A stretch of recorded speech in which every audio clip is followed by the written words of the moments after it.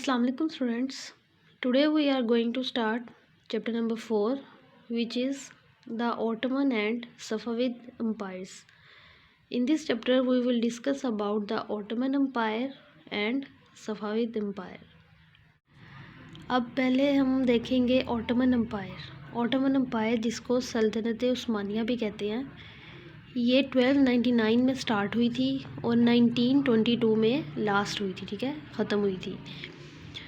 1299 में इसकी बुनियाद रखी गई थी और ये तकरीबन 600 साल तक रही थी, ठीक है। ऑटोमन एम्पायर तकरीबन 600 ईयर्स तक रही थी। ऑटोमन एम्पायर टर्की में स्टार्ट हुई थी, टर्की से स्टार्ट हुई थी और south east Europe, western Asia, north Africa और मशरिक़ में अज़रबैजान तक फैली थी, ठीक है। ये टर्की से स्टार्ट होके मशरिक़ में अज़रबैजान तक फैली थी और इसकी बुनियाद उस्मान ने रखी थी, ठीक है। उस्मान एक लीडर है, अर्तुगरुल का बेटा उस्मान, उसने ऑटोमन एम्पायर की बुनियाद रखी थी, ठीक है। उसी के नाम पर है इसका नाम सल्तनत उस्मानिया, ठीक है, इसलिए इसको सल्तनत उस्मानिया भी कहते हैं। तो इसकी बुनियाद उस्मान ने 1299 में रखी थी, ठीक है।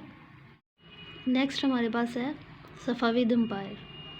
ये जो सफ़ाविद डायनेस्टी है, इसकी बुनियाद 1501 में 1501 में रखी गई थी और इसकी बुनियाद अज़रबैजान के शाह इस्माइल ने रखी थी और ये इंडिया में मुगलिया दौर के शुरू होने से 25 साल पहले शुरू हुई थी, ठीक है। इंडिया में मुगलिया दौर के शुरू होने से 25 साल पहले स्टार्ट हुई थी ये सफ़ाविद डायनेस्टी।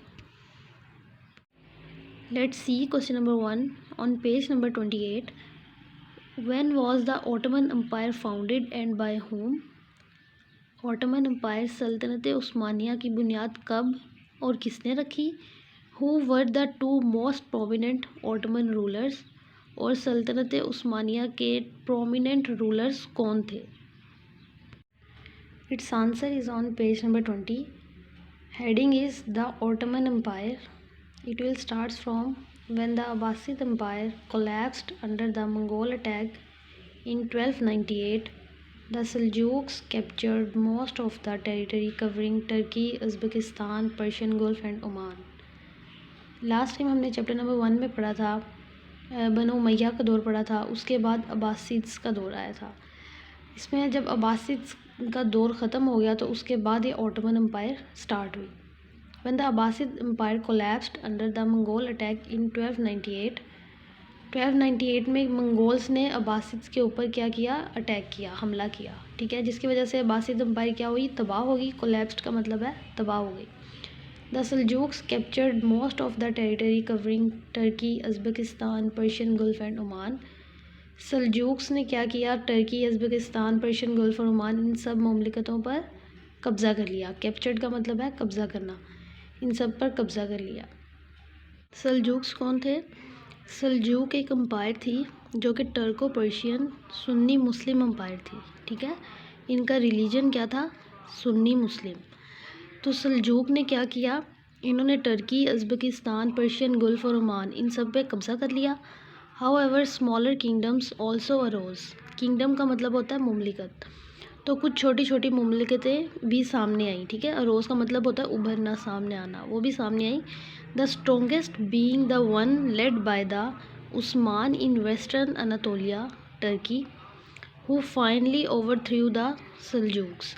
तो जो उसमें सबसे स्ट्रोंगेस्ट मुमलिकत, सबसे मजबूत मुमलिकत थी, वो कौन सी थी? वो उसकी बुनियाद किसने रखी थी? उस्मान ने, ठीक है।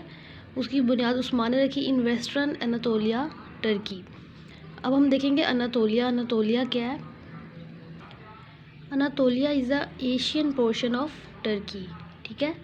ये टर्की का एशियन पोर्शन है और it is located at the point where the continents of Asia and Europe meet.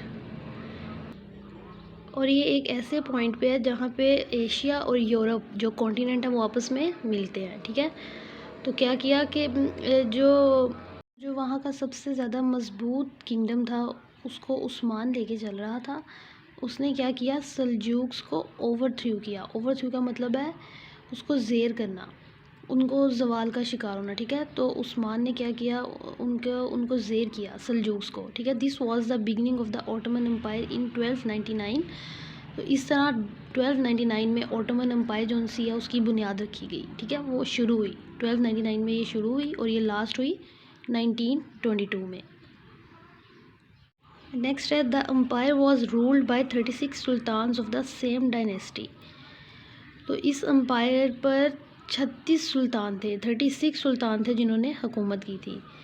2 of these rulers became well known, और जो उसमें 2 अहम रूलर थे, जो मशहूर रूलर थे, हुक्मरान थे, वो कौन थे?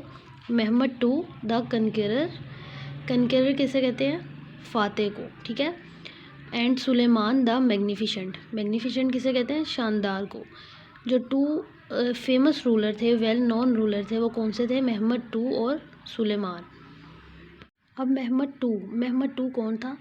महमद टू ने 1453 में कॉन्स्टेंटिनोपल, जिसको इस्तंबुल भी कहते हैं, उसको फ़तह किया था, ठीक है। महमद टू को इसलिए कनकरर कहते हैं क्योंकि उसने 1453 में कॉन्स्टेंटिनोपल, जो कि इस्तंबुल है, उसको फ़तह किया था और उसने बिजेंटाइन एम्पायर को ख़त्म किया था। उसको इस्तंबुल को उसने फ़तह किया और बिजेंटाइन एम्पायर को ख़त्म किया, और उस वक़्त उसकी उम्र 21 साल थी। He was only 21 years old at that time, ठीक है। नेक्स्ट है सुलेमान। सुलेमान कौन था? सुलेमान 10वां ऑटोमन सुल्तान था।